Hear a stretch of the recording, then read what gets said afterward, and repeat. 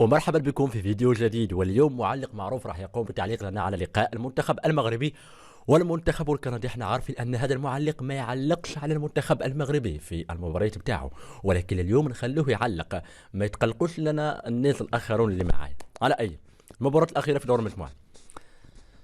بسم الله الرحمن الرحيم. مشاهدينا الكرام، متابعينا في كل مكان، في هذا الحدث الكروي المثير للجدل بين منتخب المغرب ومنتخب كندا على مستوى دور المجموعات من كأس العالم مونديال قطر 22.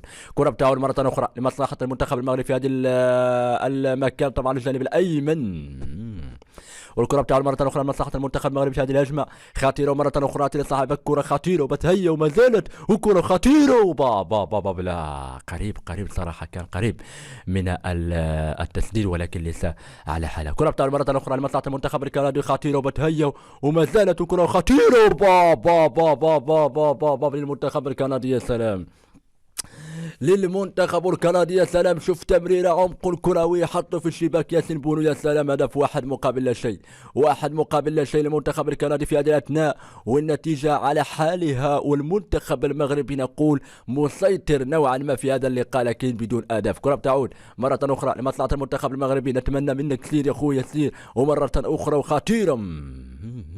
شوف ليس كمثل اللي حبيناه في هذا اللقاء. على اي الكره بتعود ما زالت مره اخرى لمصلحه المنتخب الكندي في هذه الدقائق الاخيره والمثيره، كره خطيره وبابا تمريره وما زالت لا الدفاع متكتل نوعا ما في كل أماكنه في هذه الأرضية. بصراحة المنتخب المغربي نقول مسيطر بكامل أنواعه، لكن التسديد في المرمى هو الأهم بالتأكيد في هذا اللقاء. الكرة بتاع مرة أخرى مصلحة المنتخب المغربي،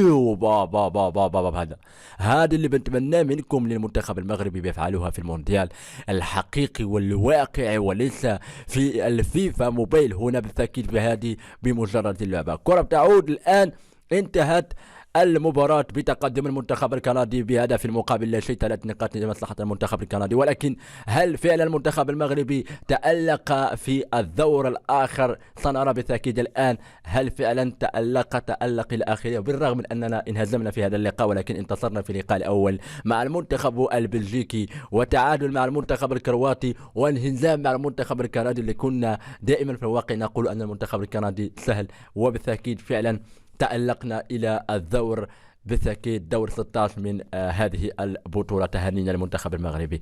وهكذا يا إخواني الكرام نصل إلى نهاية هذا الفيديو. أعتذر إن كان الصوت شوي ليس في المستوى، ولكن كنا شوية قريبون من التعليق على لقاء المنتخب المغربي والمنتخب الكندي بالمعلق المعروف. نتمنى منكم أن تنقلون على لايك. أي مشاكل حول لعبة الفيفا راح نقوم بنشرها بالتأكيد لكم. دمتم أوفياء.